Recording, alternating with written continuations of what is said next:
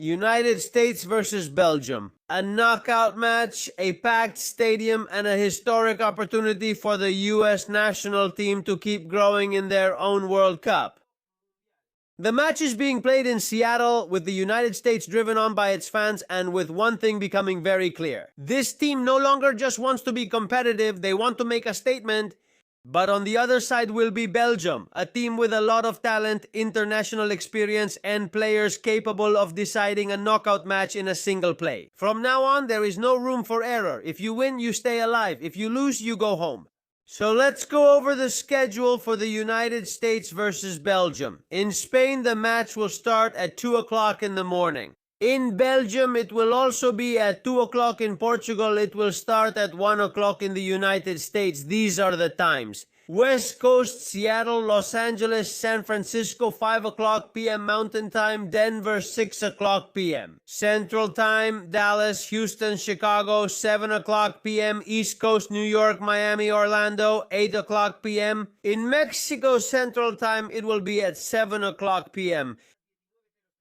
In Colombia, Peru, Ecuador, and Panama, it will also start at 7 o'clock p.m. In Venezuela, Bolivia, Chile, Paraguay, Cuba, Puerto Rico, and the Dominican Republic, it will start at 8 o'clock p.m. In Argentina, Uruguay, and Brazil, the match will start at 9 o'clock p.m. In Costa Rica, Guatemala, Honduras, El Salvador, and Nicaragua, it will be at 6 o'clock p.m. In Canada, in Toronto and Montreal, it will be at 8 o'clock p.m. Winnipeg at 7 o'clock p.m. Calgary and Edmonton at 6 o'clock p.m. and Vancouver at 5 o'clock p.m. So now, you know, the United States is playing for a historic night against a Belgian side that's not here to make up the numbers. Round of 16 maximum pressure and a match that could change the course of the World Cup. Part 2. Where to watch United States versus Belgium. TV channels and platforms. Let's get to what you're looking for the most. Where can you watch United States versus Belgium live? In the United States, the match can be watched in English on Fox, as well as on the Fox Sports app and Fox One. In Spanish, it will be available on Telemundo, Peacock, and Fubo. In Belgium, the broadcast will be on the channels with World Cup rights in the country, mainly RTBF and VRT, depending on language and region. In Spain, the match can be watched on La Uno of Televisión Española, also on RTVE Play and on DSTV, which offers full coverage of the event, que ofrece la cobertura completa del torneo. In Portugal, the match will be on Sport TV. In Mexico, it can be followed on Canal 5 Las Estrellas, TUDN, and VIX. In Canada, it will be available on TSN, CTV, and RDS. In South America, Argentina, Telefe, Tiki Sports, D Sports, and DGO. Chile, Chilevisión, D Sports, and DGO. Colombia, Caracol, RCN, D Sports, and DGO. Peru, America TV, D Sports, and DGO. Ecuador, Teleamazonas, D Sports, and DGO. Venezuela, Televen, D Sports, and DGO. Bolivia, Retuno, Unitel, D Sports, and DGO. Paraguay, Tigo Sports, D Sports, and DGO. Brazil, TV Globo, Sport TV, and Casete Fi, Uruguay, D Sports, and DGO. In Central America, Costa Rica, Teletica, Guatemala, Chapin TV, Honduras, Televicentro, El Salvador, TCS, Nicaragua, Canal 10, Panama, RPC TV and TVN. And in the Caribbean, countries like the Dominican Republic, Puerto Rico, and Cuba will be able to watch it through rights-holding international channels, local operators, and platforms available depending on the territory.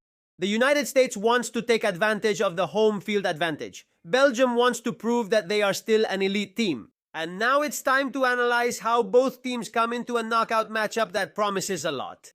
After reviewing the schedules and TV channels, it's time to analyze how both teams might approach this exciting round of 16 clash. The United States comes in stronger after convincingly eliminating Bosnia and Herzegovina. Meanwhile, Belgium secured their spot after defeating Senegal in a very demanding match. Now the prize is huge, a spot in the World Cup quarterfinals. Let's start with the United States team. Mauricio Pochettino might stick to his usual 4-3 formation, relying on a very intense team with high pressing, quick transitions, and a lot of speed down the wings. The possible lineup for the United States would have Matt Turner in goal. In defense, Serginho Dest would take the right back position, while Chris Richards and Tim Rem would form the center back pairing. Meanwhile, Anthony Robinson would play as the left back. In the midfield, Tyler Adams would play as the defensive midfielder, accompanied by Weston McKennie and Yunus Musa, three players with range, aggressiveness, and the ability to reach the opponent's box. In attack, everything points to a front three formed by Tim Weir on the right, Christian Pulisic with the freedom to appear between the lines, and Folarin Balogun as the center forward. The United States will try to take advantage of the speed of Pulisic and Weah to attack the space behind the Belgian fullbacks, looking for quick transitions every time they win the ball back. On the other side will be a very competitive Belgium, which will probably stick to their 4-2-3-1 formation with a very balanced block and a lot of technical quality. The possible Belgian lineup would be formed by Cohen Casteels in goal. In defense, Timothy Castagne, Wout Faes, Zeno De Bast, and Maxime de Kuyper. In the double pivot, Amadou Onana and Yuri Tielemans would line up, responsible for providing balance and distributing the play. Further forward, Jeremy Doku could play on the left, Charles de Ketelaere as attacking midfielder, and Leandro Trossard on the right.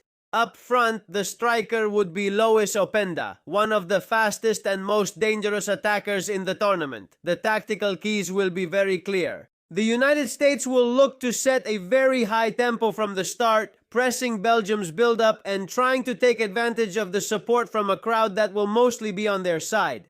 Belgium, on the other hand, will try to have more possession. They will need to move the ball patiently and find spaces thanks to the creativity of Tielemans, De Ketelaere, and Doku. There will be several individual matchups that could decide the tie. The first will be Christian Pulisic against Timothy Castagne, a matchup between two very fast players on the left side for the United States. The duel between Tyler Adams and Yuri Tielemans in the midfield will also be very important. Whoever manages to impose his rhythm will have much of the match under control. And up front, the battle between Balogun and the Belgian defense could prove decisive. If the American striker manages to attack the spaces behind the center backs, the United States will have plenty of ways to create chances. On the Belgian side, all eyes will be on Jeremy Doku. Every time he gets a one-on-one, he's able to break lines easily, and the United States will have to be very alert not to give him space. In such a closely matched game, set pieces can also be decisive.